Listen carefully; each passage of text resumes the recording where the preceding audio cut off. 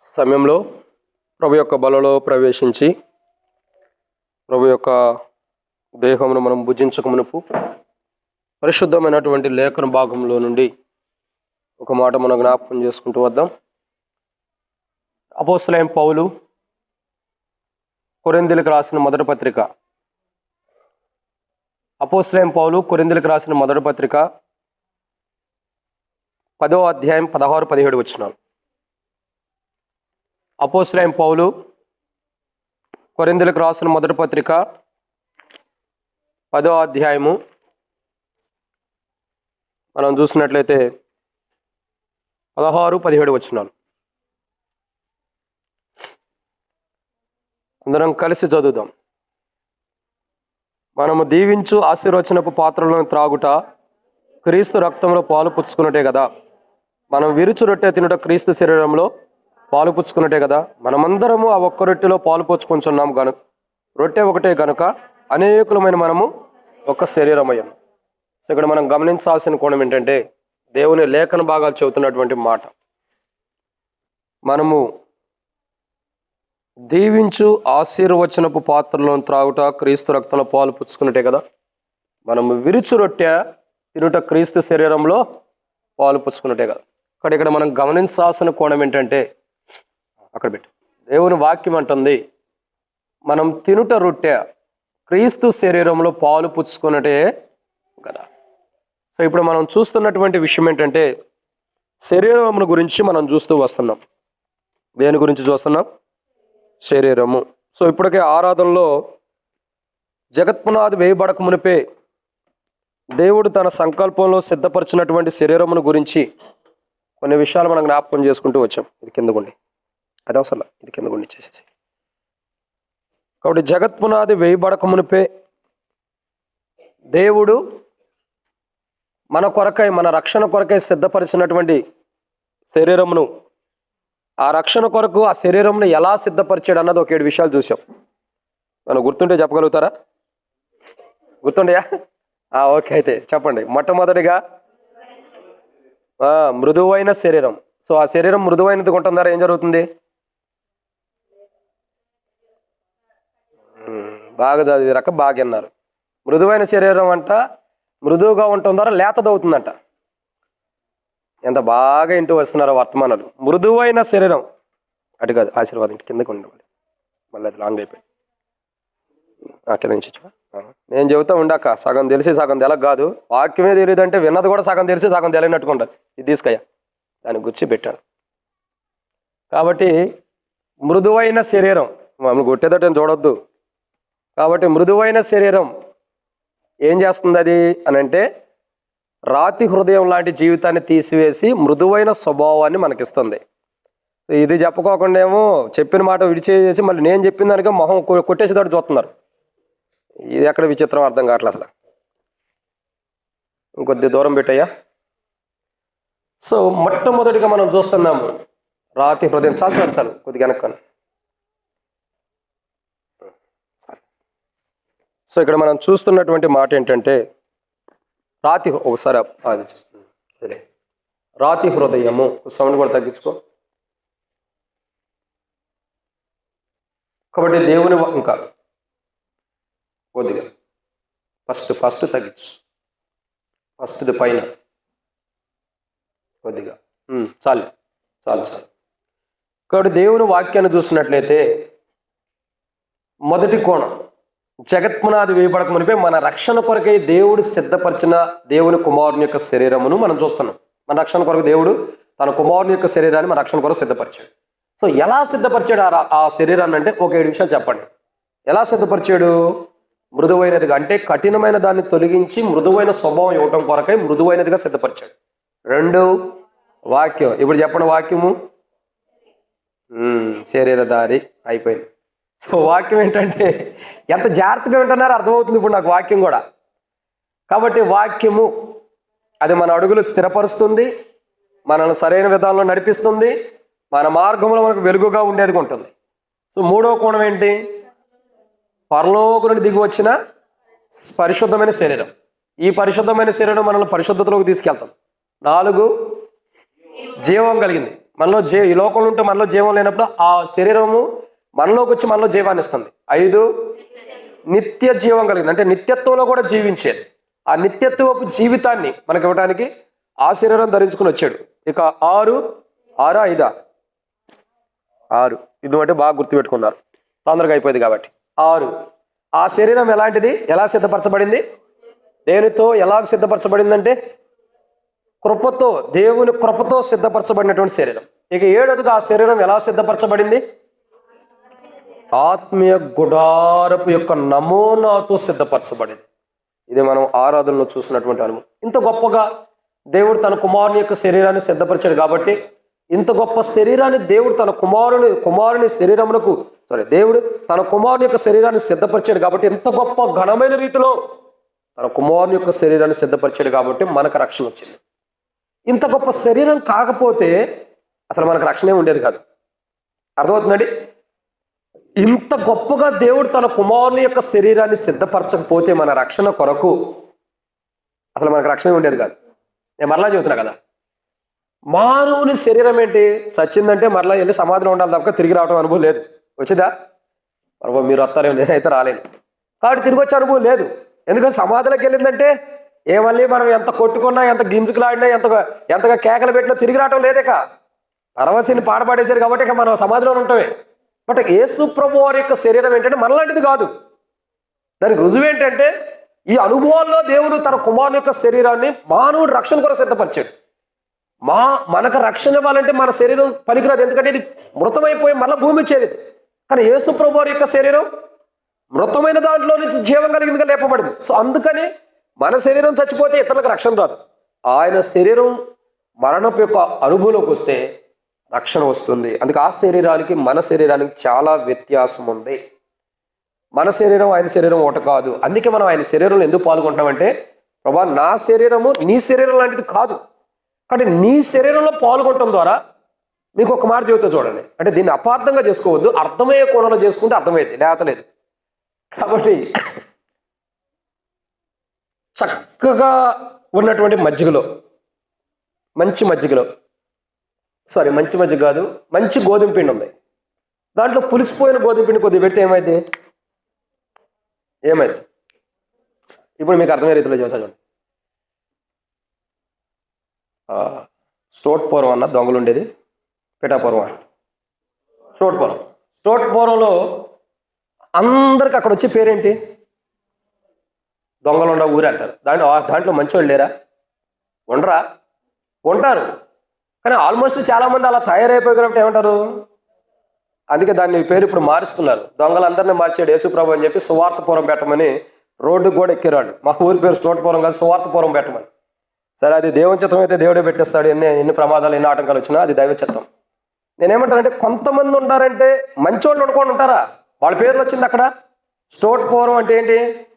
దొంగలు ఉండేటటువంటి ఊరు. ఇప్పుడు మంచి గోధుమ పిండే దాంట్లో కొద్దిగా పులిసినది పెడితే మొత్తం పులిసిపోయింది. ఇప్పుడు దీన్ని ఇంకో కోణంలో ఆత్మీయంగా అర్థం చేసుకుంటే, మన శరీరం మొత్తము కూడా మాలిన్యంతో కూడినది. కానీ ఈ శరీరంలో ఆయన యొక్క మాంసపు ముద్ద మనం భుజించినప్పుడు, గుర్తుపెట్టుకోండి, మంచి పిండిలోనేమో పులిసిపోయినది పెడితే మొత్తం పాడైపోతుంది. కానీ పాడైపోయిన శరీరంలో ఆయన దేహము చిన్న ముక్క లోపలికి వస్తుంటే మొత్తం కూడా మార్చబడుతుంది. మీకు అర్థమవుతుందండి? ఒక పులిసిపోయిన ముద్ద పెడితే మొత్తం ముద్దంతటి పాడు చేస్తుంది. కానీ ఒక చిన్న ముక్క మనం విరుచుకుని ప్రభు దేహమని విశ్వాసంతో తినేటటువంటి ఒక చిన్న రొట్టె ముక్క, ప్రభు యొక్క శరీరంతో కూడిన ముక్క, ఆ మాంసం ముద్ద ఏమవుతుంది?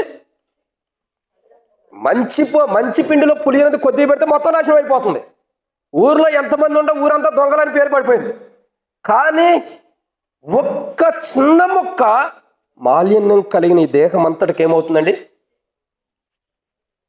ఇక అర్థం చేసుకోండి. మీరు అసలు ఒక్క అనుభవం అర్థం చేసుకోండి.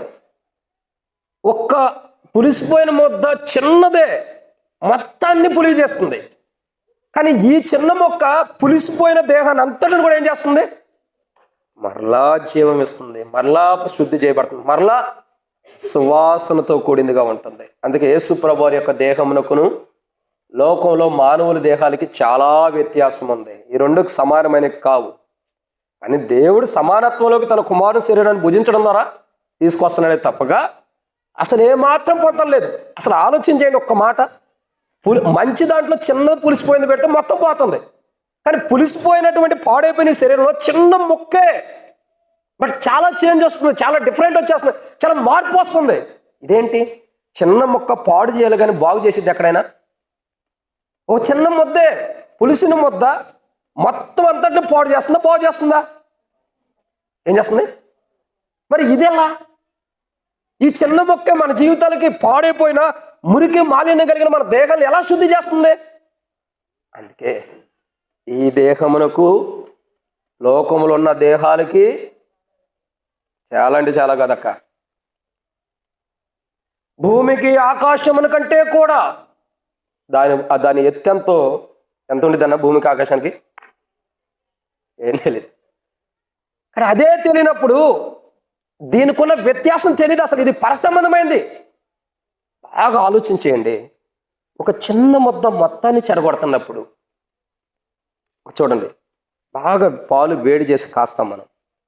ఒక చిన్న మజ్జిగ చొక్కేస్తే ఏమైంది? ఎవరైనా పొరపాటున పాలు వేడి చేసిన తర్వాత తాగిన తర్వాత ఎవరైనా పెరుగు తింటారా? ఈ నాలుంటి వాళ్ళు తింటారులేండి. చాలామంది ఏమంటారు, అమ్మో లోపలికి వెళ్ళి కడుపులోకి వెళ్ళిపోయి వేడి పాలు పెరుగు తింటే తోడుకునిద్ది అంటారు. ఏడ తోడుకునేది?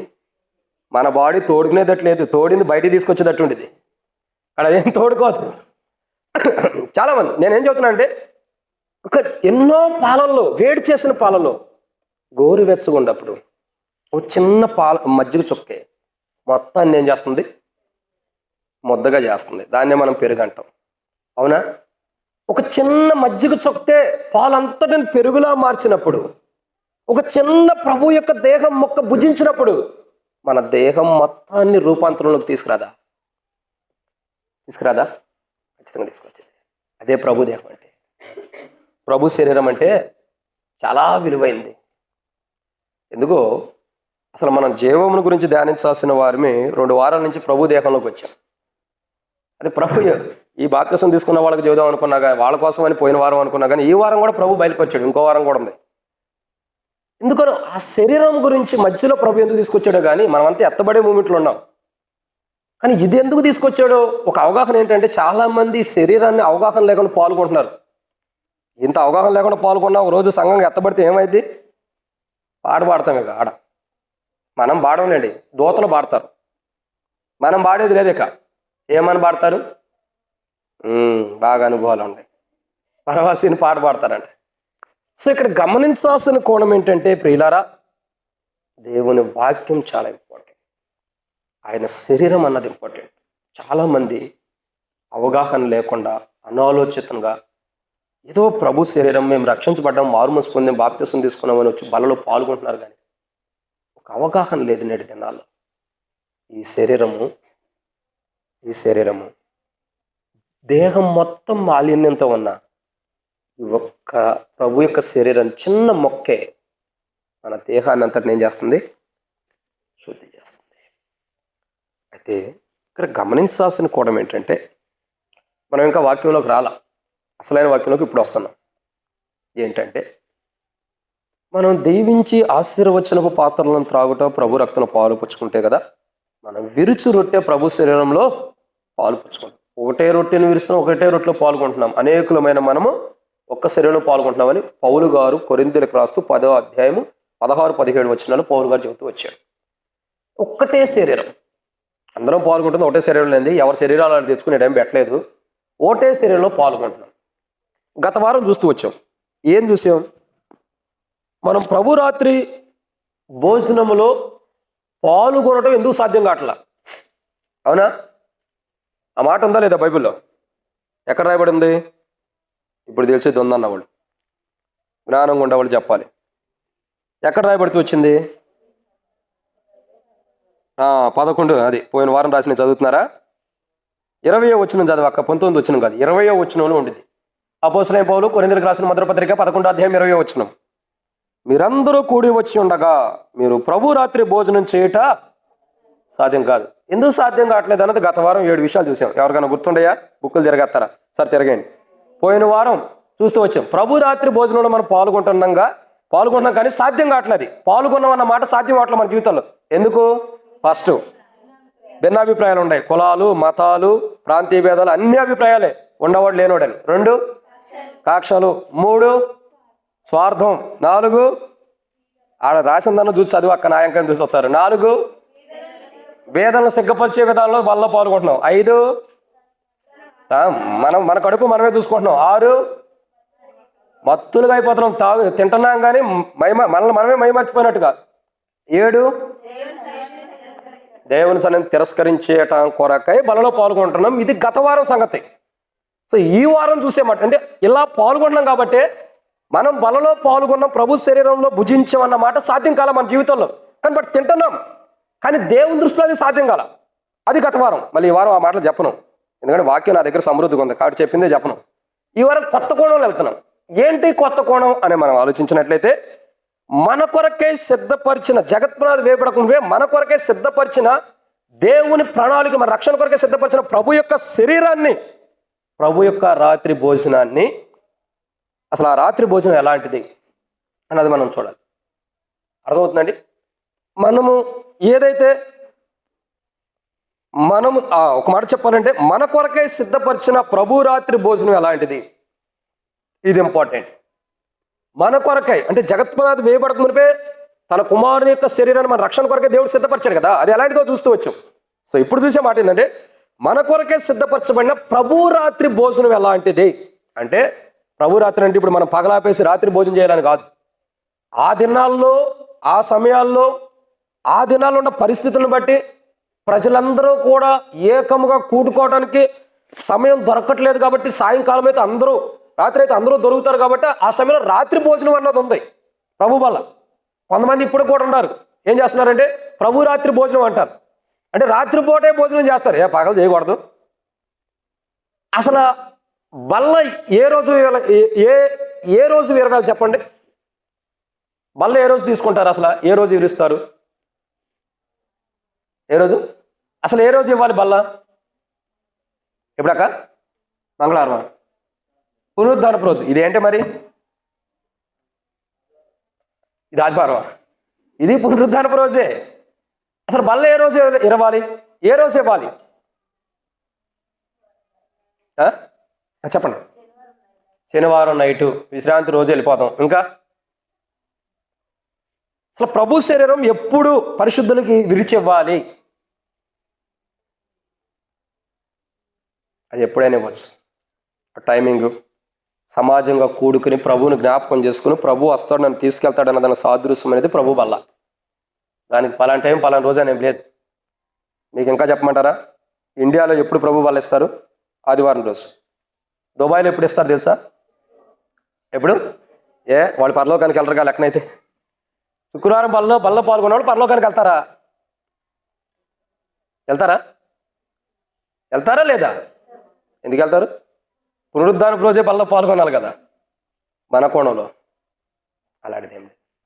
బైబిల్లో మీరు ఇంటికి వెళ్ళిన తర్వాత చదవండి. మీరు చదివిన తర్వాత ఎక్కడుందో నాకు చెప్పండి, ఎందుకంటే నాకు తెలిసి ఏడుంది అది బైబిల్లో. మీ జ్ఞానాన్ని పరీక్షిస్తున్నాం. పోయిన వారం ఏదో ఒకటి అడిగినట్టు వచ్చే వారం చెప్పండి. ఏంటిది అది? ఎంతమంది మరియలు? 6. బాగా యూట్యూబ్ మొత్తం సెర్చ్ చేసినట్టుండారు, గూగుల్ మొత్తం. గూగుల్లోనే ఇంకా బైబిల్ ఎందుకు సెర్చ్ చేస్తారు? సెర్చ్ చేసినా మరియలు ఎంతమంది దొరుకుతారో, ప్రతి చోట మరియ వస్తే 100 మంది ఉన్నారన్న చదువుతారు వీళ్ళు. కాబట్టి గూగుల్లో సెర్చ్ చేశారా? మహాతల్లులమ్మ, రానున్న దినాల్లో గూగుల్లోనే వాక్యం వినండి, బయట వినొద్దు. కాబట్టి ఎంత ఆలోచన చేస్తున్నట్టు ఉంటారు. ఎప్పుడు అడుగుతాడు కడుపులో దేవేస్తా ఉండుద్ది. ఎంత చక్కగా చెబుతున్నారు చూడండి కదా. అసలు ప్రభు వల్ల అపోస్తుల దినాల్లో కానీ పూర్వ దినాల్లో ఎప్పుడు ఇరుస్తూ వచ్చారు చెప్పండి? ఇది ఈరోజే చెప్పాలి, ఇప్పుడే చెప్పాలి. అది 2 వ్యక్తులు, భార్య భర్తలు, వాళ్ళు తప్పక ఇంకోటి చెప్పట్లా. ఎప్పుడు బలిస్తూ వచ్చారు బైబిల్లో? ప్రతిదినం బలిరిచారు. ఆ రోజుల్లో ఇంటింట రొట్టె విరుచుకుంటూ వచ్చారు. అంటే ఆ ప్రభు శరీరము ప్రతిరోజు జీవాన్ని ఇచ్చింది. మనకేంటంటే డ్యూటీని బట్టి, జాబుని బట్టి, ఆయా సిచ్యువేషన్ బట్టి మనకు కుదరక సండే రోజు అన్నది, మనం సండే అయితే అందరూ వీక్ ఆఫ్ కాబట్టి హాలిడే ఉంటారు కాబట్టి పునరుద్ధానపు రోజు బల్ల పెట్టుకుంటూ వెళ్తున్నారు. పూర్వ దినాల్లో, అపోస్తుల దినాల్లో అయితే ఇంటింట ప్రతిరోజు రొట్టె విరుస్తూ వచ్చేవాళ్ళంట. ప్రతిరోజు వీడు ప్రతిరోజు ఇదే మీటింగ్ అనుకో, ఏమంటారు? మంగళవారాలే రారు, గురువారాలే రారు, శనివారాలే రారు. ఏంటికి? సంఘ ప్రార్థనకి, బైబిల్ స్టడీకి, ఉపవాస ప్రార్థనకి. మళ్ళీ ఆదివారం వచ్చేదే బల్ల టైంలో.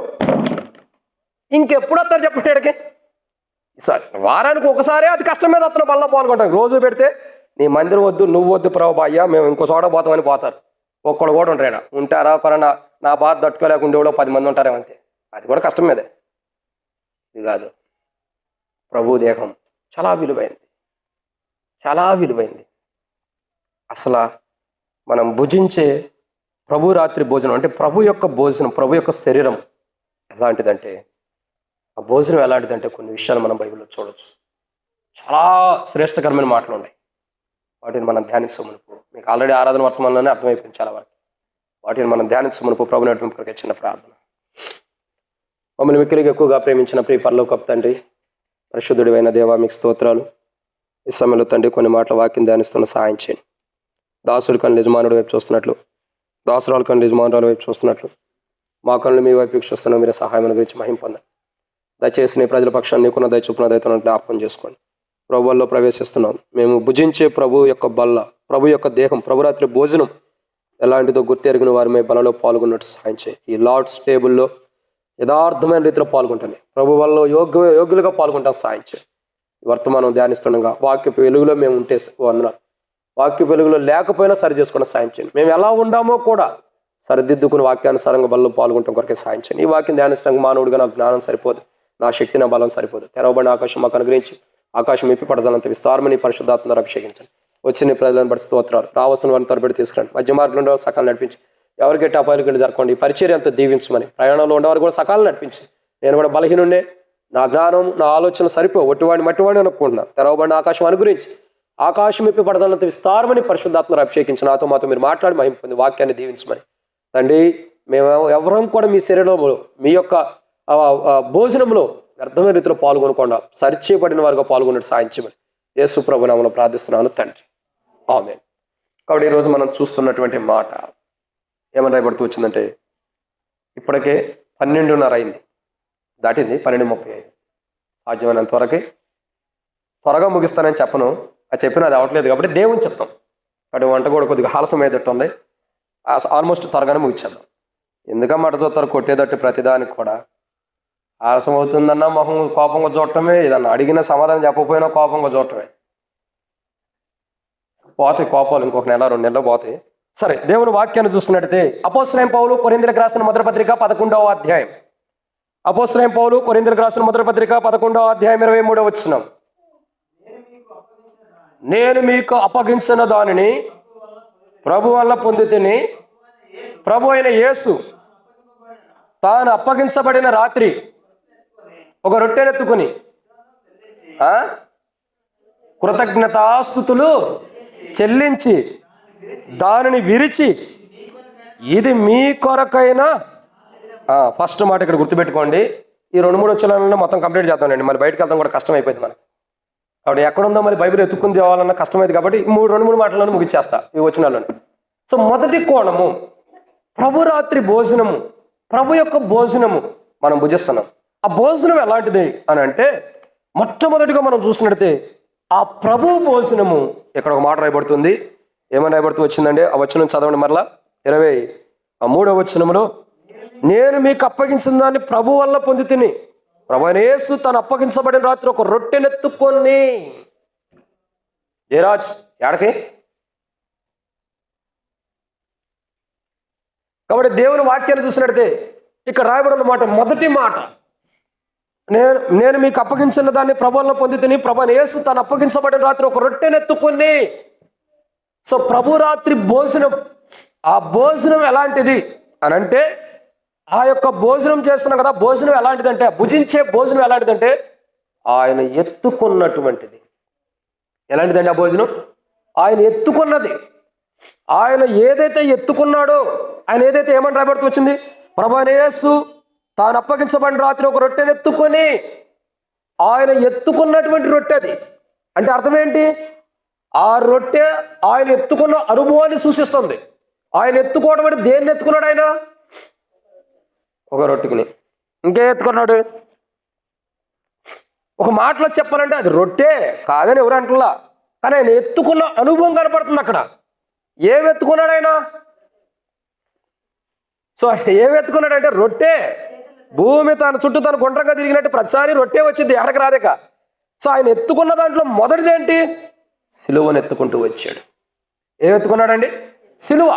సో ఆయన ఎత్తుకున్న రొట్టె, అది ఎత్తుకోబడినటువంటి రొట్టెగా శరీరంగా భోజనంగా మనం చూస్తున్నాం. ఆ భోజనము అలా ఎత్తుకోబడుతుందంటే ఆ ఎత్తుకోబడిన భోజనం ఎలాంటిదంటే అది సిలువ యొక్క అనుభవంలో ఉన్నటువంటి భోజనం. ఏ అనుభవం అండి?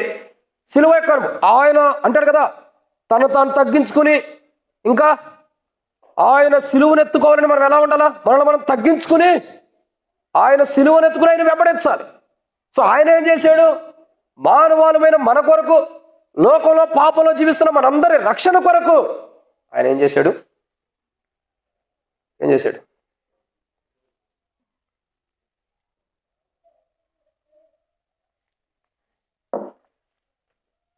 ఒక గొప్ప సిలువను ఎత్తుకున్నాడు. సిలువ అన్నది ఇంపార్టెంట్. ఆ సిలువలో ఏం జరిగింది?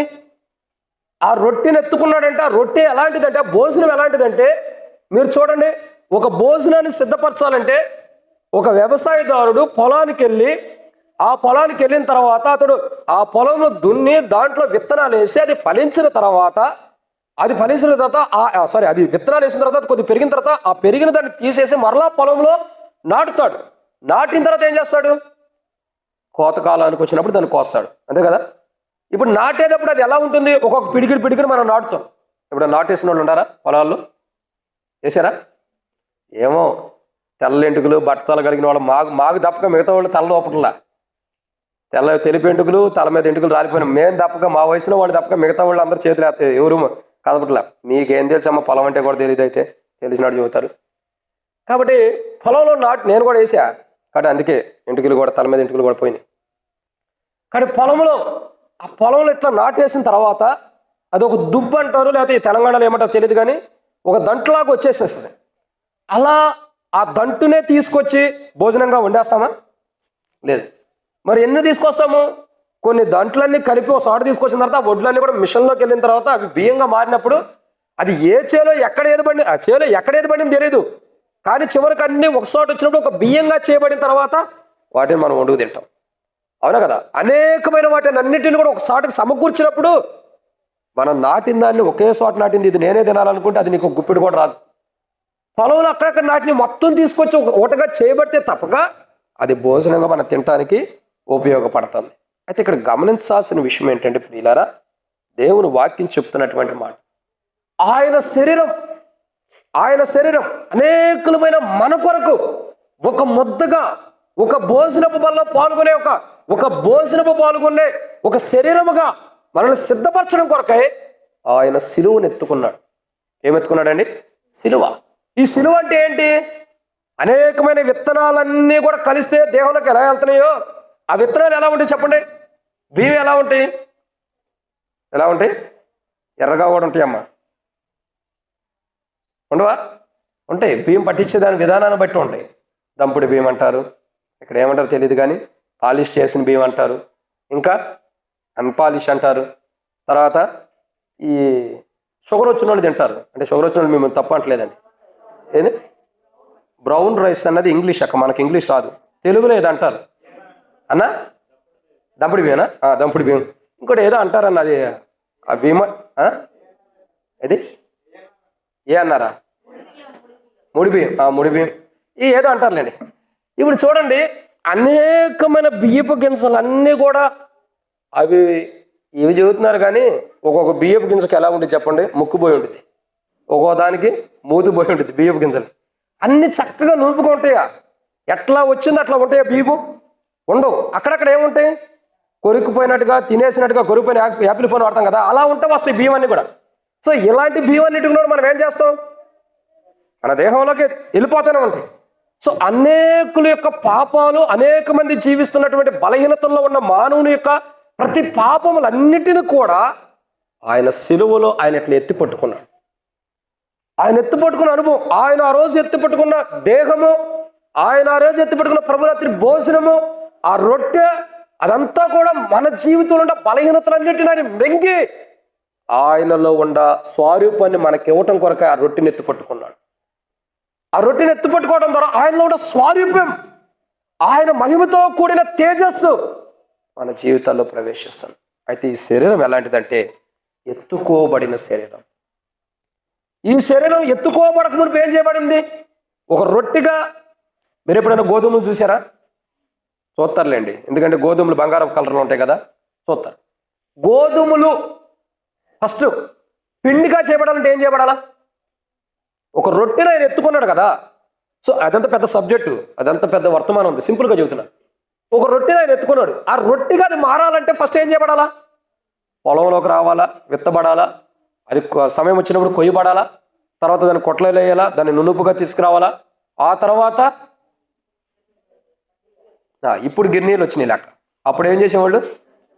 దంచడమే, గట్టిగా దంచుతూ ఉండేవాడు. అది ఎన్ని దెబ్బలు దాని మీద పెడితే అంత రూపాంతరం వచ్చేది.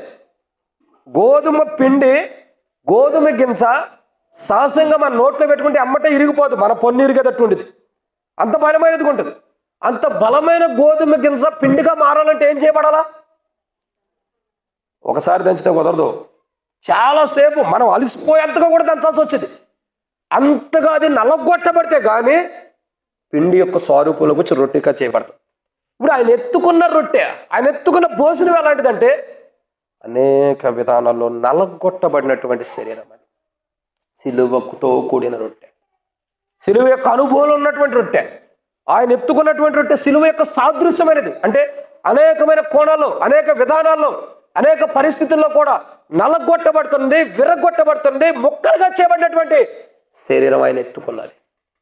సో ఆయన మన కొరకై విరగొట్టబడ్డాడు, మన కొరకై ఒక్క శరీరముగా ఆయన ప్రభువైన యేసు తను అప్పగించబడిన రాత్రి ఒక రొట్టెని ఎత్తుకొని, ఎన్ని రొట్టెలు ఎత్తుకున్నాడు చెప్పండి? ఎన్ని రొట్టెలు ఎత్తుకున్నాడు? మనం అందరినీ కూడా అదే మాట పౌలు గారు కొరింథీయులకు రాసిన మొదటి పత్రికలో 10వ అధ్యాయం 16వ వచనం అంటాడు కదా, మనమందరం ఏం చేస్తున్నామండి? ఒక్క శరీరంలోనే, ఒక రొట్టెలోనే తింటున్నాం కాబట్టి ఒక్క శరీరంలో పాల్గొంటున్నాం. అనేకులమైన మనం అంటే మనల్ని అందరినీ కూడా ఆ ఒక్క రొట్టె యొక్క అనుభవంలో తీసుకురావడం కొరకై ఆయన కలువరి శిలువలో సిలువను ఎత్తుకున్న వాడుకుంటాడు. ఆ సిలువను ఎత్తుకున్న అనుభవం, ఆ రోజు ఆయన రొట్టె ఎత్తుకోవడం దేని సాదృశ్యం అంటే సిలువను ఎత్తుకున్న దాని సాదృశ్యం. ఆ సిలువలో మనందరి పాపాలు కూడా భరించి ఆయన భుజించాడు అన్నదాన్ని సాదృశ్యం. ఇప్పుడు మనం ఏం చేస్తున్నామంటే ఆయన ఎత్తుకున్న రొట్టెని, అంటే మన పాపాలన్నిటినీ ఆయన భరించి ఆయన ఎత్తుకున్న రొట్టె, అది ఆయన శరీరానికి సాదృశ్యం ఉంది. ఇక్కడ ఆయన మన పాపాల కొరకు ఆయన ఎత్తబడుతూ వచ్చాడు, ఆయన సిలువను ఎత్తుకుంటూ వచ్చాడు. ఆయన ఎత్తుకున్న రొట్టె మన ప్రతి పాపాన్ని తీసివేయడం కొరకై ఆయన విరిచిని వాడుకుంటూ వచ్చాడు. ఏం చేశాడు? ఆయన విరిచాడు. ఇక్కడ మొట్టమొదటిగా మనం భుజించే భోజనం, ప్రభురాత్రి భోజనం మనం చేస్తున్నాం, అంటే ప్రభు యొక్క దేహం భుజిస్తున్నాం. ఆ భోజనం ఎలాంటిదంటే మొట్టమొదటిగా ఎత్తుకోబడింది, అంటే సిలువ యొక్క అనుభవంలో కూడా వచ్చింది. సిలువ యొక్క అనుభవం అంటే ఎన్నో విధానాల్లో నలగొట్టబడి, విరగొట్టబడి, ఇంకా అవమానాలు, నిందలు అన్నిటిని భరించి మనల్ని ఒక శరీరంగా చేయటం కొరకై ఇవ్వబడినటువంటి ఎత్తుకోబడినటువంటి శరీరం అది. ఒక్క రొట్టె ఆయన ఎత్తుకున్న అనుభవం అంటే సిలువను ఎత్తుకున్నాడు మనందరి కొరకు. అలాంటి అనుభవంలో ఆయన శరీరాన్ని బలిగా ఇచ్చాడు కాబట్టి మనందరి కొరకు ఆయన శరీరాన్ని ఎత్తుకుని మన కొరకైన పాపాలు తీసేయడానికి బలిగా ఇవ్వబడి మరలా మనల్ని జీవం కలిగిన వారిగా సిద్ధపరచడం కొరకు ఎత్తుకోబడినటువంటి ప్రభు శరీరం అది. సో ఇది మొదటిది, సిలువను ఎత్తుకున్నట్టు మన పాపాలను ఎత్తుకుని వాటిని తీసివేసి మనకు నూతన జీవాన్ని ఇవ్వటం కొరకు ఎత్తుకోబడిన రొట్టె అది. రెండోదిగా చూస్తున్నట్టయితే అపోస్తలుడైన పౌలు కొరింథీయులకు రాసిన మొదటి పత్రిక 11వ అధ్యాయం 23వ వచనం. 11వ అధ్యాయం 23వ వచనం. నేను మీకు అప్పగించిన దాన్ని ప్రభు వలన పొందితిని, ప్రభు అయిన యేసు తాను అప్పగింపబడిన రాత్రి ఒక రొట్టెనెత్తుకుని కృతజ్ఞతాస్తుతులు చెల్లించి చాలు అన్న. కాబట్టి ఇక్కడ రెండో కోణాలు చూస్తున్నాం. ఈ భోజనం ఎలాంటిది? మొట్టమొదటిగా ఈ భోజనం ఎలాంటిది? ఎత్తుకోబడిన భోజనం. ఆయన ద్వారా ఎత్తుకోబడింది. మన పాపాలన్నీ ఎత్తుకుని ఆయన కలువరి శిలువలో మన పాపల కొరకు బలి అయ్యి ఆయన ఎత్తుకున్న రొట్టె దేనికంటే మనలో జీవాన్ని ఇవ్వటానికి కొరకై ఎత్తబడినటువంటి రొట్టె. రెండోదిగా చూసినట్లయితే ఆ భోజనం ఎలాంటిది అంటే మనకు జీవాన్ని ఇవ్వడానికి ఎత్తబడినటువంటిది. రెండోదిగా చూసినట్లయితే అక్కడ రాయబడుతున్నమాట. రెండోదిగా భోజనం ఎలాంటిదంటే కృతజ్ఞతాస్తుతులు చెల్లించబడినది. అంటే దేవుణ్ణి మహిమపరిచినటువంటి శరీరం అది, దేవుణ్ణి ఘనపరిచినటువంటి భోజనం అది, దేవుణ్ణి ఆరాధన చేసినటువంటి భోజనం అది. సో మనం భుజించే భోజనం కృతజ్ఞతాస్తుతులు అంటే దేవునికి సమర్పణ చేసినటువంటి భోజనం అది. ఏ భోజనం అంటే అది దేవునికి. కొద్దిగా డోర్స్ ఓపెన్ చేయండి అన్న, ఉక్కబోస్తున్నట్టుంది. ఎలా ఉందండి? ఉక్కబోతుందని చెప్పకండి. ఎలా ఉంది ఆ భోజనం? కృతజ్ఞత అంటే దేవునికి సమర్పణతో దేవుడు చేసిన మేలును బట్టి కృతజ్ఞత చెల్లించబడినది. సో ఎంతగానో గొప్ప శ్రేష్టకరమైన విధానాల్లో కృతజ్ఞత చెల్లించబడినటువంటి శరీరం అది. ఆ శరీరం ఎలాంటిదండి? కృతజ్ఞత చెల్లించబడినటువంటి శరీరం. అది సహజమైన శరీరం కాదు. అందుకే మన యొక్క అనుభవంలో దైవజనుడు భగత్ సింగ్ గారికి ఇచ్చిన ప్రత్యక్షతలో, ఆకాశం నుండి కలిగిన ప్రత్యక్షతలో ఈరోజు మనం ఈ బలలో పాల్గొంటున్నామంటే మొట్టమొదట ఏం చేస్తున్నాం? ఏం చేస్తున్నాం అమ్మా? చెప్పమ్మా. చెప్పిన తర్వాత ఏదో ఒకటి చెప్పు. మళ్ళీ చెప్పి మళ్ళీ నోరు మూసుకు కూర్చుంటారు ఎందుకు? చెప్పు, ఏం చేస్తున్నాం? మొదట చెప్పొద్దు అయితే, ఎత్తుకోవటం కాదు, ఏం కాదక్క. కాబట్టి ఏం చేస్తున్నాం? మొదట కృతజ్ఞత చెల్లిస్తున్నాం, అంటే ప్రభువుని ఆరాధిస్తున్నాం. సో ఈ శరీరం ఎలాంటిదంటే, ఈ భోజనం ఎలాంటిదంటే ఆరాధించబడినటువంటి భోజనం అది. సో ఈ భోజనంలో మనం భుజించడం ద్వారా ఒకరోజు పరలోక రాజ్యంలో దేవుణ్ణి ఆరాధన చేస్తూ వస్తాం. ఏం చేస్తామండి? దేవుణ్ణి ఆరాధన చేసేవారు ఉంటాం. ఈ భోజనం అన్నది సహజమైనది కాదు, ఇది సహజమైన భోజనం కాదు, ఇది ఆరాధించబడిన భోజనం, ఇది ఘనపరచబడిన భోజనం ఇది. అందుకే యేసుప్రభువు అంటాడు, తండ్రి తండ్రి నీ కుమారుని నిన్ను భూమి మీద మహిమపరిచాడు కాబట్టి నీ కుమారుడు నిన్ను భూమి మీద మహిమపరిచినట్టుగా నీ కుమారుణ్ణి మహిమపరచు. అంటే ఇది ఘనపరచబడినది, ఆరాధించినటువంటి శరీరం. ఈ శరీరంలో మనం పాల్గొన్నామంటే ఇది ఆషామాషి శరీరం కాదు. ఇదేదో ఏందాక అది మంచం ఉంది, బయట వేసుకుని చక్కగా విశ్రాంతి పడుకోండి. కాబట్టి ఈ శరీరం ఎలాంటిదంటే, ఈ శరీరం ఎలాంటిది? ఆరాధించబడుతున్న శరీరం ఇది. మనం భుజించే భోజనం, మనం భుజిస్తున్నటువంటి భోజనం ఎలాంటిదంటే ఆరాధించబడినటువంటి భోజనం ఇది. అందుకే మన సావాసంలో ఉన్న ప్రత్యేకత చాలా గొప్పదని తెలుసా? ఫస్ట్ మనం ఆరాధన చేసిన తర్వాతే బలలో పాల్గొంటాం. చాలా మందికి డౌట్ ఉండేది, ముందర బల్ల ఇచ్చేసిన తర్వాత వాక్యం చెప్పొచ్చుగా, అట్ట నువ్వు మాట ఎందుకంట? అట మన మాట విన్నాం కదా, అందుకని ఇది అంత. సో క్రమం ఎలా ఉంది? అలా ఏంటి? ఆరాధించబడింది, కానీ మనకు ఆరాధనే రాదు. పోనీ ఆరాధన చేసిన వాక్యం వల్ల అసలు ఆరాధనే చేయము. ఎట్లా ఆరాధన చేయాలో కూడా తెలీదు. కొంతమంది ఉంటారు, నేను స్ట్రైట్గా చెబుతున్నాను, అసలు ఆరాధన చేయిందే బల్లో పాల్గొనద్దు. ఈ మాట అంటే సగం మంది వెళ్ళిపోవచ్చు. ఆరాధన చేయటం అంటే మందిరంలో కూర్చుని నీకు తరుణం రాకపోతే కాదు నేను అంటుంది. అసలు ఆరాధన వర్తమానమే వినుకోకుండా, ఆరాధనలో పాల్గొనుకోకుండా బల్లో ఎలా పాల్గొంటా? ఈ శరీరం ఎలాంటిది? ఆరాధించబడింది. నువ్వు ఆరాధన చేస్తేనే బల్లో పాల్గొనాలి. బట్ ఒకవేళ నీకు ఆరాధన చేయడం తరుణం దొరకపోతే మనసులో ఒక నిమిషం పాటు ఆరాధన చేయమని చెబుతున్నా, ఊరకనే చెప్పట్లే నేను. ఒక నిమిషం పాటు హృదయంలో ఆరాధన చేసుకుందామని చెబుతాను లేదా? ఎందుకు? ఎలుగెత్తి నీకు ఆరాధన చేయడానికి టైం దొరకనప్పుడు హృదయంలో కూడా చేసుకోమని. కొంతమంది అది కూడా చేసుకునే వాళ్ళు ఉంటారు, అది కూడా రాదు. కానీ బలలో పాల్గొనడానికి అయితే బల వర్తమాన టైంలో వస్తాం చక్కగా. అసలు నువ్వు భుజించాల్సిన భోజనం ఎలాంటిది? ఆరాధన చేసి భుజించాలి. యేసుప్రభు ఏం చేశాడు? ఆ రొట్టెను ఎత్తుకున్నాడు, ఎలా ఇచ్చాడు భోజనం వారికి? కృతజ్ఞత చెల్లించి. అంటే ఆ భోజనం భుజించాలంటే మనం ఏం చేయాలా? ఫస్ట్ మనం ఏం చేయాలి? భోజనం భుజించాలంటే కృతజ్ఞత చెల్లించాలి. ఏమని చెల్లించాలి? గత కాలం అంతా కాచి కాపాడే ప్రభా, ఈ వారం కూడా కాపాడుతున్నావు, ఇక ముందు కూడా కాపాడుతావు, నీకు వందనాలు. ఇదేనా? మనం చేసే ఆరాధన ఇదే కాదని అంటున్నారు. చేసింది చెప్పండి అయితే. మళ్ళీ ఈ వారం నేను చేయలేదన్నా అనవద్దు, చేసినాడు సంగతి. సో ఆరాధన అసలు ఆ బలలో పాల్గొనాలంటే భోజనం ఎలాంటిదంటే కృతజ్ఞత చెల్లించబడింది. ఆ భోజనంలో మనం పాల్గొనాలంటే మనం ఆరాధన చేయాలి. ఏమని ఆరాధన చేయాలి? చెప్పిన వినే వయసు కాదు మనది. వినే వయసు కాదు, వినే అనుభవం కాదు ఇది. అసలు మనం బలలో పాల్గొంటున్నామంటే ఎంత విలువైన శరీరం తెలుసా? నువ్వు ఆరాధన చేయకుండా ఎలా బలలో పాల్గొంటా? ఏదో వెనకాల ఆడ సింహాలు కానీ ఎమ్మటే పడినట్టుగా పరిగెత్తుకుంటూ బలటాయానికి వచ్చేస్తారు. ఏ టైంకి వస్తారండి? ఆడ సింహములు కానీ, ఎలుగుబంటులు కానీ, ఇంకేమండి తోడేళ్ళు, అవి భయంకరమైన ఇంకా సింహాల కంటే. ఇవి ఎమ్మటే పడినట్టుగా పరిగెత్తుకుంటూ వస్తావు రోడ్డు మీద గుండా. ఎప్పుడు? బలటాయానికి.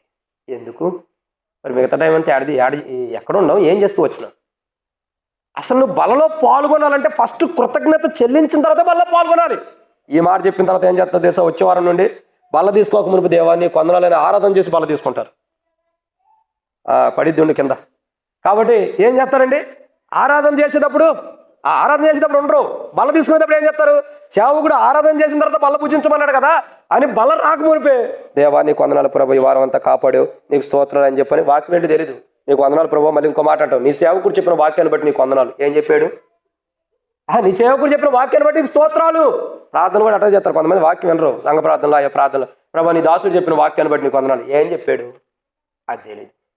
కానీ పేరేం చెబుతావు? నీ దాసుడు చెప్పిన వాక్యాన్ని బట్టి నీకు వందనాలు. దాసుడే చెప్పింది, దాసురాలు కాదు. ఏంటి? అది తెలీదు. ప్రార్థన తలా తోక లేకుండా చేసుకుంటాం. ఆరాధన కూడా అంతే. బట్ మనం ఒక దేవుని పెట్టినవే, ఒక రక్షించబడిన వారం, మారుమోసు పొందిన వారం, బాప్తిసం తీసుకున్న వారం. మనం ఆ భోజనాన్ని భుజించాలంటే మన సిలువని, ఆయన సిలువని మనం ఎత్తుకోవాలా. సిలువని ఎత్తుకోకుండా ఎలా భోజన బల్ల పాల్గొంటా? ఆ భోజన బల్ల ఎలా ఉంది? సిలువ ఎత్తుకోబడిన అనుభవం. మనమేమో మన సిలువని ఎత్తుకోము.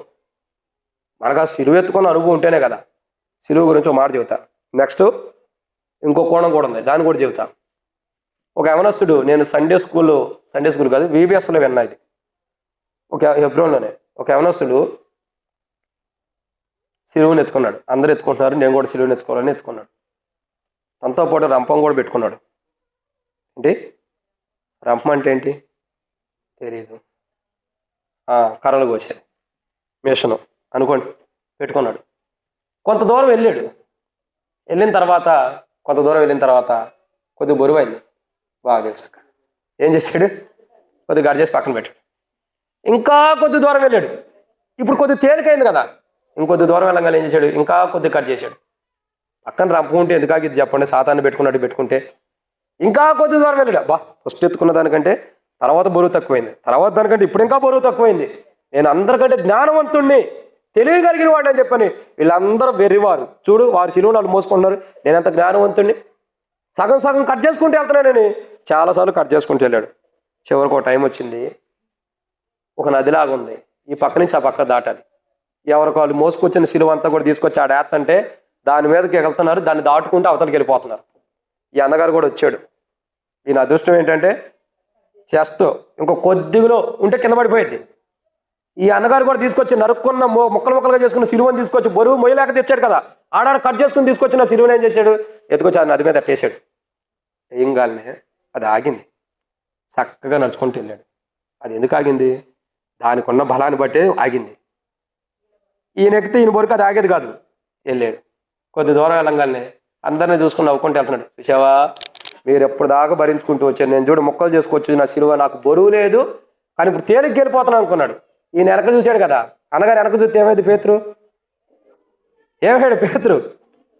మునిగిపోయాడు. ఇప్పుడు ఈయన కూడా వెనక చూసి ముందర చూశాడు. ఎప్పుడా ఆ సిలువ గత కింద పడింది, అగ్నిగుండం ఉంది, కాలిపోతున్నాడు. ఏమవుతున్నాడు? కాలిపోతున్నాడు. చాలామంది జ్ఞానవంతులు ఏం చేస్తారంటే సిలువను ఎత్తుకోరు, ఎత్తుకున్నట్టుగా ఉంటారు. నువ్వు సిలువను ఎత్తుకోవటం అంటే ఏంటి? అన్నిటికీ చచ్చిపోయినట్టే. సిలువను ఎత్తుకోవటం అంటే అర్థం ఏంటి? ప్రతిదాన్ని చచ్చిపోవటమే. నేను ఒక మాట అంటే నువ్వు చచ్చిపోయినట్టు విరిగిపోయినట్టు ఉండాలి. మనమే ఆడంటాం, నువ్వేంటి నేనేంటి. ఎదుటి వ్యక్తి నోట్లో నుంచి మాట రాకమునిపే మన నోట్లో నుంచి ఏం మాట వస్తుందో కూడా అతను తెలిసిపోయింది. తన నోట్లో నుంచి మాట రాకమునిపే అంత సీరియస్గా బిజీగా ఉంటాం మాట్లాడతాను. సిలువను ఎత్తుకోవటం చాలా విలువైనది. కానీ ఈ రోజుల్లో సిలువను ఎత్తుకునేవాళ్ళు లేరు. నేను 100% చెబుతున్నాను, 90% సిలువను ఎత్తుకునేవాళ్ళు లేరు. ఆ 10% ఎక్కడో దేవుడు అంటే భయం కలిగిన వాళ్ళు ఉండాలి. సిలువను ఎత్తుకోవటం అంటే తాషమాషి కాదు, అన్నిటికీ చచ్చిపోవాలి, అన్నిటికీ విరిగిపోవటమే. దేనికి కూడా నువ్వు బ్రతకడం అన్నది లేదు. యేసు ప్రభువు వారు సిలువుకి ఎక్కిన తర్వాత ప్రాణం పెట్టాడా? సిలువులోనే బ్రతుకున్నాడా? చనిపోయాడు కదా, చనిపోయిన తర్వాత తిరిగి లేచింది అంటే మనం ఏం చేయాలా? ప్రతి దాంట్లో చనిపోయి ఉండాలి. మనకు అసలు చనిపోవడమే ఇష్టం ఉండదు. ఇది ఫస్ట్. రెండోది ఏంటి? ఫస్ట్ అది సిలువను ఎత్తుకోవాలి. రెండోది కృతజ్ఞత చెల్లించాలి. ఇది రెండో కోణం అసలే ఉండదు మన జీవితాల్లో.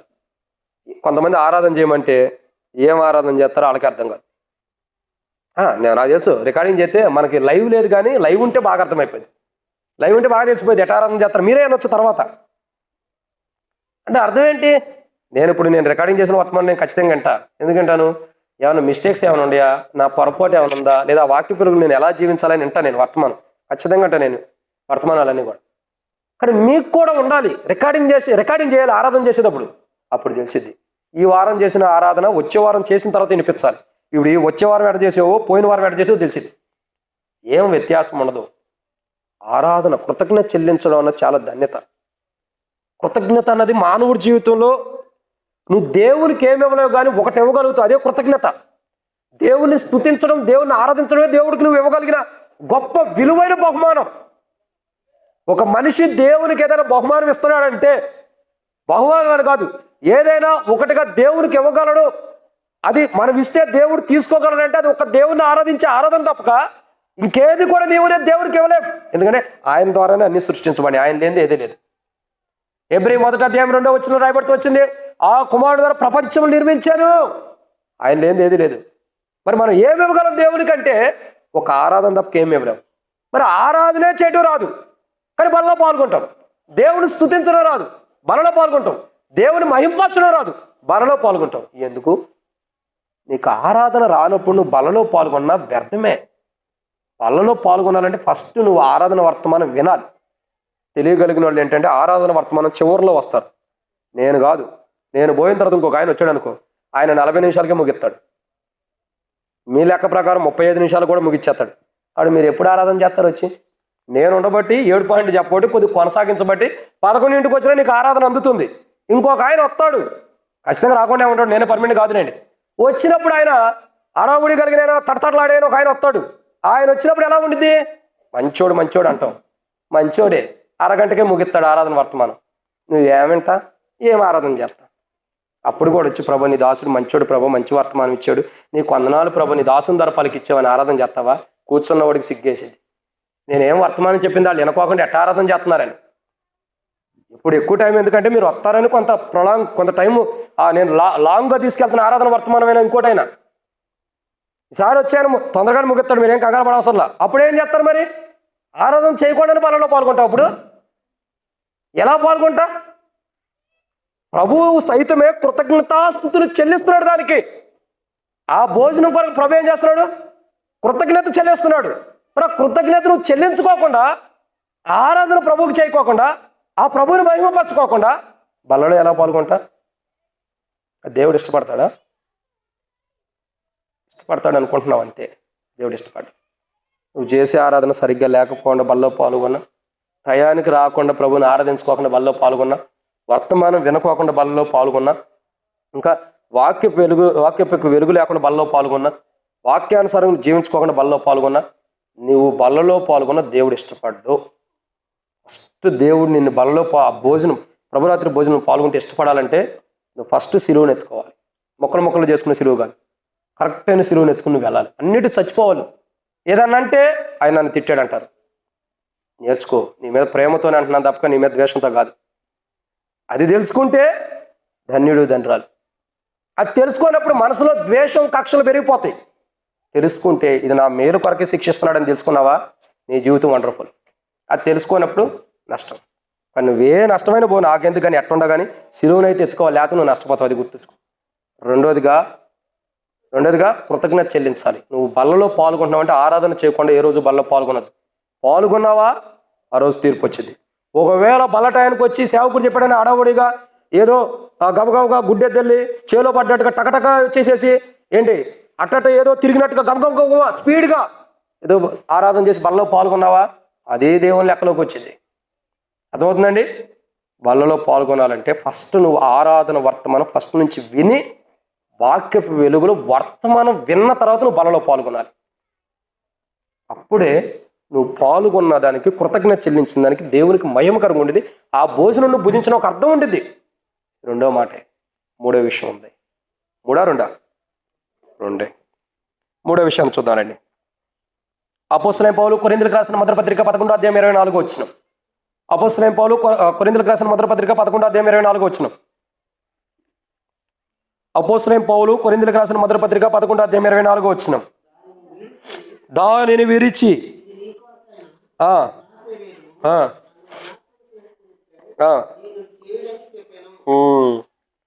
చాలను కాబట్టి ఇక్కడ ఎన్నో మాట చూస్తున్నామండి? 3. సో ఈ శరీరం మనం భుజించే శరీరం మొట్టమొదటిగా ఎలాంటిది? ఎత్తుకోబడింది. మనం ఏం చేయాలి? భుజించాలంటే శిలువను ఎత్తుకోవాలి. 2, ఆ భోజనం ఎలాంటిది? కృతజ్ఞత చెల్లించబడింది. మనం ఏం చేయాలా? దేవుని సమృద్ధిగా మనస్ఫూర్తిగా వాక్య వెలుగులో టయానికి వచ్చి ఆరాధిస్తేనే బల్ల పాల్గొనాలి. 3వదిగా ఆ భోజనం ఎలాంటిది అని అంటే ఎలాంటిది? ప్రభు చదవండి అన్నమాట. దానిని విరిచి ఏం చేశాడండి? ఆగండి, అక్క తర్వాత చేద్దాం. కానీ ఇక్కడ మనం చూస్తున్న 4వ మాట, దానిని విరిచి ఇది మీ కొరకు 3 గుర్తే ఉంది మీకు, ఆకలేట్లేదు. ఇది మీ కొరకైన నా శరీరం. సో 3వ కోణం ఏంటంటే ఇది ప్రభు ద్వారా విరవబడినటువంటి శరీరం. ఏం చేయబడుతుందండి? ప్రభు ద్వారా విరవబడుతుంది. ఇప్పుడు దీనికి అసలైన అర్థం చేస్తే ఒకళ్ళు కూడా బల్లో పాల్గొనరు. ఏంటి అర్థం చెప్పమంటారా? ప్రభు ఏం చేశాడు? దాన్ని ఏం చేశాడు? విరిచాడు కదా. ఇప్పుడు మనం ఏం చేయబడాలా? అదే మాట గుర్తుపెట్టుకోండి. ఏం చేయబడాలా? మరి అసలు విరవబడే స్థితికి వచ్చేదానికి ఏం చేస్తాం? దేవుడు విరుస్తుంటే ఏందన్నా నాకే ఇన్ని కష్టాలు దేవుడు తెస్తున్నాడు. మా ఏంటక్క వెనక్కి కాదు, మా కుటుంబాలకి ఎందుకు ఇన్ని వస్తున్నాయి? ఆయన ఇరవాలని నువ్వు ఇష్టపడుతున్నావు కదా, ఆయన ఇరుస్తున్నాడు కదా, మరి ఎందుకు ఏం కాకటం? ఎందుకే ఆలోచనలు ఎందుకు? ఇప్పుడు నీ ఆలోచన ఏంటి? ఆయన దేహం ఎలా విరవబడిందో, ఆ భోజనం ఎలా విరవబడుతుందో నువ్వు కూడా అలా విరవబడాలి కదా. మరి విరవబడిన అనుభవంలోకి వస్తేనే కదా నీకు మేలు. ఇప్పుడు విరగొట్టబడిన అనుభవంలోకి వస్తేనే మేలు ఉంది, లేకపోతే ఉందా? లేదు. ఇప్పుడు విరగొట్టబడాలి కదా ఖచ్చితంగా. ఇప్పుడు మనల్ని దేవుడు ఏదో కూడంలో విరగొడుతున్నాడు అనుకో, ఈ కష్టాలు నాకెందుకు, ఈ బాధలు నాకెందుకు, ఈ శ్రమలు నాకెందుకు అంటాం. విరగొట్టబడిన అనుభవం మనం ఉండాలి ఖచ్చితంగా. మన జీవితంలో భోజన బలలో మనం భుజించాలంటే ఆ భోజన బల ఎలాంటిదంటే విరవబడింది. నీవు నేను కూడా విరవబడిన అనుభవంలో ఉండాలి. అన్ని విషయాల్లో విరగొట్టబడాలి. ప్రతి విషయంలో కూడా మనం ఎలా ఉండాలా? విరిగిపోయి ఉండాలి. ఎప్పుడైతే అన్ని విషయాలను విరిగిపోతావో అప్పుడు నా జీవితాల్లో మేలుంటుంది. ఒక మాట చెబుతా చూడండి. విరిగిపోవటం అంటే ఎలా విరిగిపోవాలన్నది ఏదైనా చెప్పొచ్చు, దేని గురించి అయినా ఒక ఎగ్జాంపుల్. కానీ ఒక కోణంలో చెబుతా. నాకు ఇష్టమైన కూర ఏం కూర? చికెన్ కాదన్నావు, నాకు అట్లాంటి ఇష్టం ఉండదు. చికెన్ మాట తోటకూర, లేదంటే పాలకూర, మెంతుకూర, ఈ 3 నాకు బాగా ఇష్టం. సో ఒక ఆకుకూర కాడ తీసుకున్నాం. కాడ అంటే ఏంటి? పూర్వదినాల్లో కాడ అంటే ఒకటి ఇచ్చేవాళ్ళు. ఏంటమ్మా అది? తెలిసినట్టు ఉందిలే, నవ్వుతున్నారు, చెప్పండి ఏంటది? పొగాకు కాడ అనేవాళ్ళు. ఈ పొగాకు కాడ అని కాదండి, ఇది ఏం కాడ? ఇది తోటకూర కాడ. కాడంటే ఒక లేయర్ లాగా వచ్చింది. దాన్ని తీసుకున్న తర్వాత దాన్ని అట్టాగే తీసుకెళ్ళి కూర చేసేసేస్తామా? తోటకూర తీసుకొచ్చిన ఆకులు అట్టాగే నీళ్ళలో ఇట్లా ముంచి లేపి బాప్తిసం ఇచ్చినట్టుగా ఇచ్చి దాన్ని తీసుకెళ్ళి అట్టాగే కూర వండేస్తామా? ఏం చేస్తాం మరి? భర్త మీద ఎంత కోపం ఉందో, భార్య మీద ఎంత కోపం ఉందో అన్ని ముక్కలు చేస్తాం దాన్ని. ఇక్కడ చూడదక్క వాస్తాలే, ఎన్నిసార్లు తిట్టుకుంటూ వంట చేయలేదు, చేసావు లేదా? మరి ఇంకెందుకు నాకు చెప్తారు? కాబట్టి అంటే అంటున్నారండి, ముక్కలుగా చేస్తాం. ఆ ముక్కలుగా చేసిన తర్వాతే కదా ఆ కూర యొక్క మాధుర్యం మనకు వచ్చేది. మనం కూడా చైనా వాళ్ళలాగా ఏ ఆకులు అంటే బల్లులు అటేమంటారు ఇంకా బర్రెలు, గొర్రెలు, మేకలు కాదు అక్కడ, నేను బర్రెలు అనలా. పాములు, తేళ్ళు, జర్రులు, వాళ్ళ ఆకులు అవన్నీ అట్టగా తినేస్తూ ఉంటారు. మనం అక్కడ తింటలేదు కదా. దేవుడు మనకు మంచి జ్ఞానం ఇచ్చాడు. కానీ ఎలా తింటాం మనం? ఆ తోటకూర తీసుకున్నామంటే ఏదైనా కూరలైనా వెజిటేబుల్ తీసుకున్నా వాటిని ఏం చేస్తాం? ఫస్ట్ పీసెస్గా కట్ చేస్తాం. అవి కట్ చేసిన తర్వాత దానిలోనికి మనం కలిపి పెట్టిన తర్వాత ఉప్పు వేసిన తర్వాత ఉప్పు వెళితే, దాంట్లోనికి కారం వెళితే, దాంట్లోనికి నూనె వెళితే ఇంకేం వెళ్ళాలన్నా ఇరిచాన చెప్పాలి. ఇంకా పసుపు కూడా దాంట్లోకి వెళ్ళాలా? పసుపు వెళితే, ఇంకా అల్లం వెల్లుగడ్డ వెళ్తే, ఇంకా ఉల్లిపాయలు దాంట్లో కట్టి వెళ్తాయి. అక్క సపరేట్గా ఉంటాయి. కానీ వెజిటేబుల్లోకి ఉల్లిపాయలు ఎట్ట వెళ్తాయి? ఏడకి వెళ్తాయి? ఎంత వెళ్ళినా ఆడే ఉంటాయి. ఇప్పుడు ఒక వెజిటేబుల్కి ఏమేమంటుంది అంటే కారం అంటుంది, ఉప్పు అంటుంది, పసుపు అంటుంది, నూనె అంటుంది, ఇంకా అల్లం వెల్లుల్లి పేస్ట్ అంట, ఇంకా వాటర్ అంటుంది, ఇంకేమంటుంది? ఉల్లిపాయలు టమాటాలు అంటావు, అవి సపరేట్గానే ఉంటాయి, వాటికి కూడా అంటుంది. సో ఇవన్నీ అంటితేనే కదా దాంట్లో ఉన్న మాధుర్యం వచ్చింది. సో దాంట్లో ఉన్న మాధుర్యం రావాలంటే ఏం చేయబడాలి? మొదట ఏం చేయబడాలి? విరవబడాలి. అది విరగొట్టబడితేనే కదా దాంట్లోకి ఇవన్నీ వెళ్ళేది. అప్పుడే కదా దాని టేస్ట్ అనేది బయటకు వచ్చేది. అది విరగొట్టబడుకోకుండా, అది నలగొట్టబడుకోకుండా దాంట్లో నుంచి టేస్ట్ రావాలంటే ఎలా వచ్చింది?